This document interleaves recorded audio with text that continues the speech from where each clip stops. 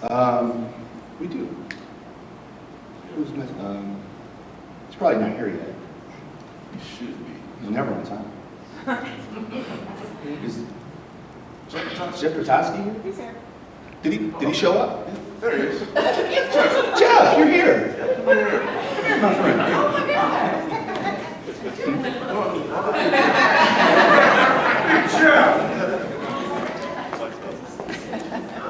Earlier today, we ran across a gym where, as we were going through the walkthrough of Southfield High, we ran across a little gym that we couldn't leave in Southfield High. So we figured there's a little plaque that we would bring out. This is Jeff Bertowski, first team All-State Soccer, 1987.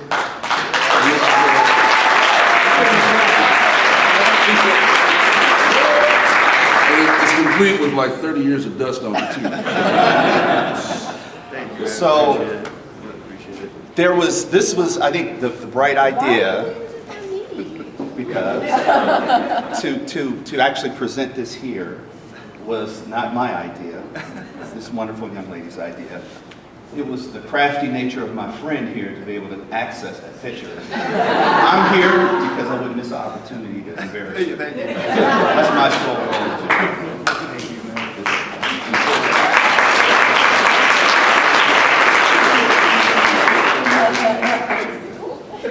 Go Jays.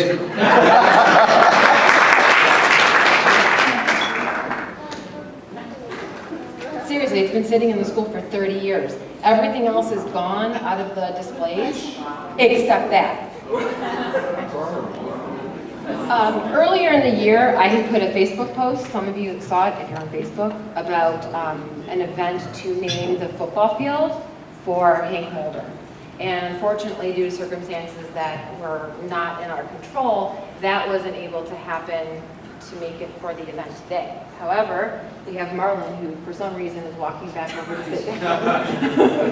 Marlon is going to give us an update on what is happening for Mulder Field.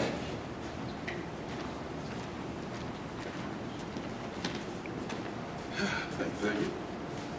All right, I had a little speech written up, full of details, but I'm going to bypass that right now. What I want to do is kind of connect a couple quick stories. Back in 1998, I was out and about, ran across Hank. Hank said, hey, I'm coaching freshman football at Southfield High. I want you to come by tomorrow if you can. Just tell me what you think of the offense. No problem, Hank, I can do that. Came by, sat there for the whole practice. Hank said, okay, practice is over. You know what, tomorrow we're doing special teams. It's pregame. Why don't you come by and let me know what you think about that also. No problem, I can do that for you, Hank. Came by the next day. He threw me a shirt after practice and said, you're gonna need this for the game tomorrow.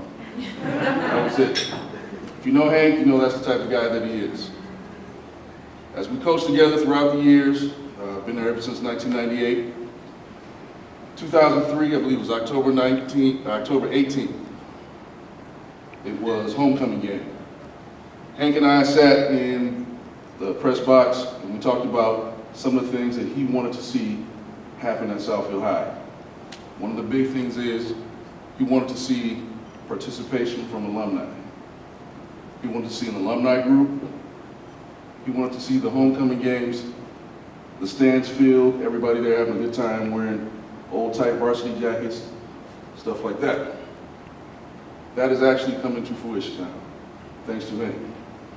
Before he passed away, he was responsible for starting an alumni association, a couple of programs within the high school.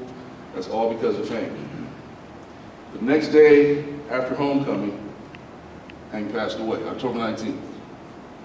But the things that he instilled in all of his students, all of his friends, it still goes on. The football program started out with a Hank Mulder Award, which was for the student athlete, the exemplary student athlete. We still have that, and it's expanded to not only the football team, but to all athletics. It's only fitting that we name the football field after Hank. Starting next week, we're going to start a GoFundMe account raise as much money as we can to name the field after Hank.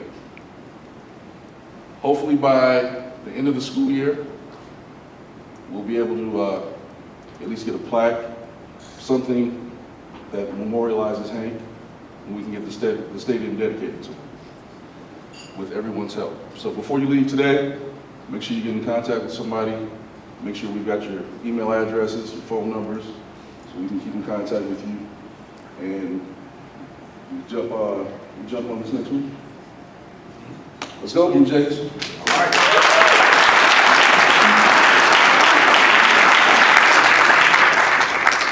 Now, do we have any veterans in the room? I know we got a few veterans. Don't make me point you out. Thank you. If I could get, just for a temporary moment, our veterans to stand. Our veterans, and Mr. Jackson, right there, the owner of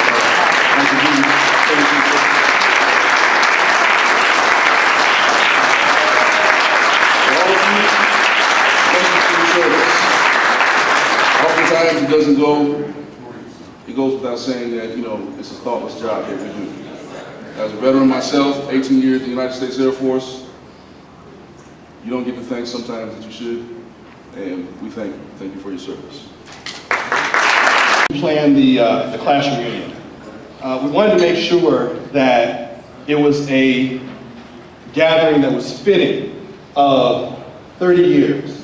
You know, over the last 30 years, we have all gone our many different ways, and we've done a lot of things in our lives. And we, you know, had a lot of accomplishments and just, you know, really had an impact. And so I wanted to make sure that at this reunion, we truly focused on, you know, on how, you know, the impact that we've had over 3 decades. And so as we were doing that, I was thinking, you know, we want to make sure that we have a formal program, and I want everybody to walk away with a true message, a true sense of, you know, what it means to make it this far in our lives. And I said, you know, we absolutely need to have a keynote speaker. We need to have, and not just any keynote speaker. I mean, we want to make sure that we have someone who can truly represents, you know, truly how much we can truly do and accomplish since high school. And not only that, but probably put it in perspective where, you know, really talk about how the high school, how that experience truly impacted them. And, you know, we have a lot of accomplished people in our class. I mean, there is no shortage of, you know, folks in our class that have done some amazing things over the last 30 years. But one person came to mind, and she was the first person I reached out to, the only person I reached out to. Because I knew that, one, I wanted to see her at a reunion, but also because I knew that she had a message to share. So I have the true honor and privilege of introducing as our keynote speaker, our very own classmate who, after high school, went on to become a news anchor, on-air news anchor, as well as, and now is a celebrity media coach, and an accomplished author. So I will sit down as I bring to the podium our keynote speaker, Class of '88's very own, Barbara Pinson-Lash.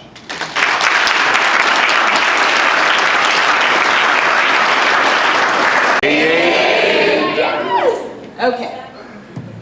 So it was August 2nd, just after 11 a.m., Tuesday morning. And I had been on air since 4:30, anchoring the news in Charlotte, wrapping up my day. And I happened to go on my Facebook, because I had been on it in a couple days, and I see this message from James Jackson. And he told me about the 30-year class reunion.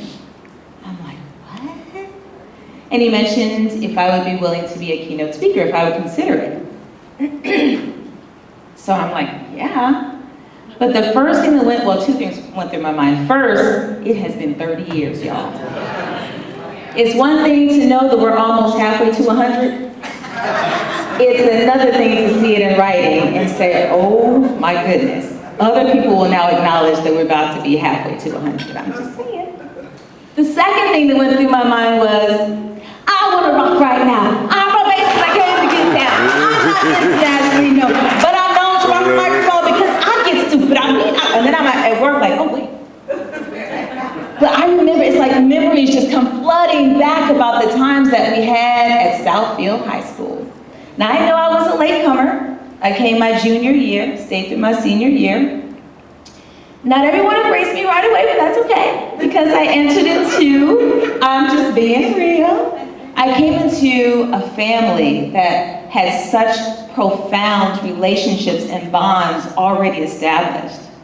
And slowly but surely, you guys and ladies started to make me a part of that family.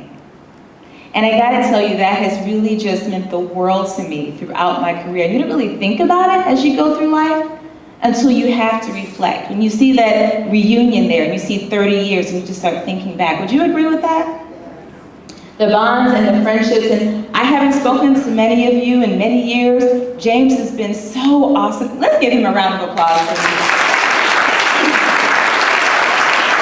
I mean, that man right there will stay in touch, and he would encourage me. I was looking back at my messages, and he's like, did I just see you on a trailer for Fox? I was like, oh yeah, I'm in Shots Fired. Like, he just does a great job of highlighting the things that we are accomplishing, and I really appreciate that. And so when I look out at you beautiful people, I just think that we're so blessed to be here. I know that we all have amazing accomplishments, and I thank you for sharing some of mine, and I just really want to highlight the diversity that we had in our school. That has meant everything when it comes to the career path I know that you've taken, and certainly that I've taken. It prepared me to go to Michigan. You guys remember in '88, they were slipping notes under the doors of African Americans, and it was a really tumultuous time on campus. But it wasn't for me. I remember a counselor told me, he said, Barbara, are you sure you want to go? It was in gym class. Yeah, he said, are you sure you want to go to Michigan? Don't you know everything that's going on? And I said, yeah, but I'm going. Good choice. Good choice. It was a great choice. Chase and blue. But I want us to really consider how fortunate we have been to be among such a diverse class. That doesn't happen in a lot of school districts anymore. And so when I went to Michigan, I was unafraid. I knew that it was completely possible to have just really awesome relationships with everyone. And I don't just mean racial diversity, I mean cultural diversity. It's just really awesome to be able to embrace other people and to be embraced. So, I say all that to say, the accomplishments are great. I'm so blessed. I had a 20-year career in broadcast journalism. I'm now doing celebrity media coaching. I help athletes who are transitioning, throughout life, and those who are retiring and going on to commentating or public speaking. I've had amazing opportunities, but I've also had struggles along the way. Anyone else here had struggles along the way in 30 years? There's a resiliency that we have that I think was really rooted in our class, in our school, in our city. There's a way of approaching life that I don't see among a lot of my friends who didn't go to our school. It's hard to explain, but it's kind of in the fabric of who we are. I'm married to a great guy now who I met at the liquor store. You guys laughed at that because that was our era. Who knows what the liquor store is from? The Prince movie. What was the movie? No, not Purple Rain. Under the Cherry Moon. Right? But I met him at the liquor store. He was buying a bottle of wine and, he was buying a case of wine and I was buying a bottle of wine. I'm gonna tell you this quick story. So he was in this line and I was over here walking up. And so I'm walking up and I look up and I see these big eyelashes going. He said, hey, young lady. And I was like, oh, heck no, he's trouble. So I went to the other line. I didn't even talk to him. So you know how they have this stuff on the side and you pretend, the wine stoppers and all the different things you can do. So I'm pretending to look at stuff because I'm trying to ignore this fine man staring at me. I'm like, da-da-da. So finally he says, hello, young lady. And I look up and he's smiling at me and I said, hello. And I went back to do my thing. He went out the door. So then I finished my purchase. I went out the door. Lo and behold, he was waiting for me.